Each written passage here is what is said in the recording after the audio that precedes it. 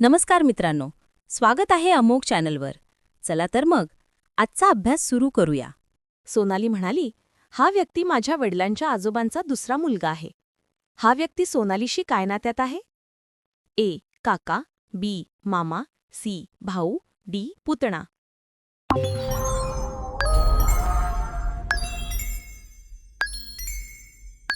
तर बी. मामा. ट्रिक: आई किंवा वडिलांचे आजोबा दुसरा मुलगा म्हणजे मामा. प्रश्न 2. अमृता म्हणाली, ही माझ्या भाचीची मुलगी आहे. ही मुलगी अमृतेशी काय नात्यात आहे? ए. भाची, बी. नात, सी. पुतणी, डी. चुलत बहीण. उत्तर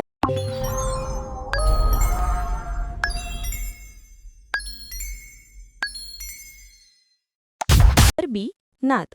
ट्रिक: भाचीची मुलगी बरोबर पुढील पिढी म्हणजे नात. प्रश्न 3. एक फोटो पाहून विनोद म्हणाला, ही माझ्या पत्नीच्या आईच्या बहिणीची मुलगी आहे. ही मुलगी विनोदशी काय नात्यात आहे?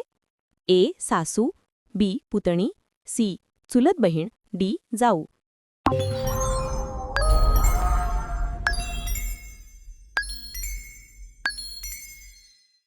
जाऊ.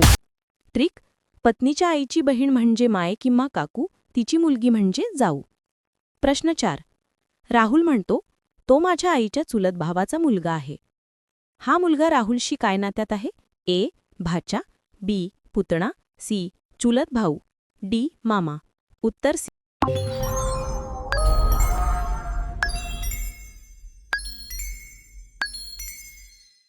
चुलत भाऊ. ट्रिक: आईच्या चुलत भावाचा मुलगा म्हणजे चुलत भाऊ. प्रश्न 5. सुधीर म्हणतो, ही माझ्या वडिलांच्या बहिणीची नणंद आहे. ही स्त्री सुधीरशी काय नात्यात आहे? ए. नणंद, बी. आत्याबाई, सी. पुतणी, डी. चुलत बहीण.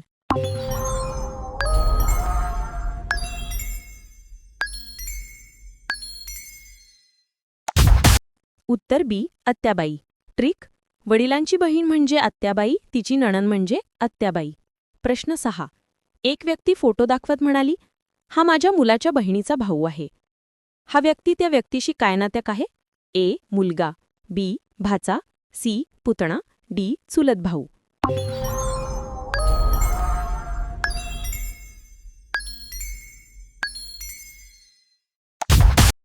तर बी. भाचा. ट्रिक: मुलाची बहीण त्यांचा भाऊ म्हणजे मुलाचा भाचा. मग कसा वाटला आजचा अभ्यास? जर काही शंका किंवा प्रश्न असतील तर कमेंटमध्ये जरूर विचारायला विसरू नका.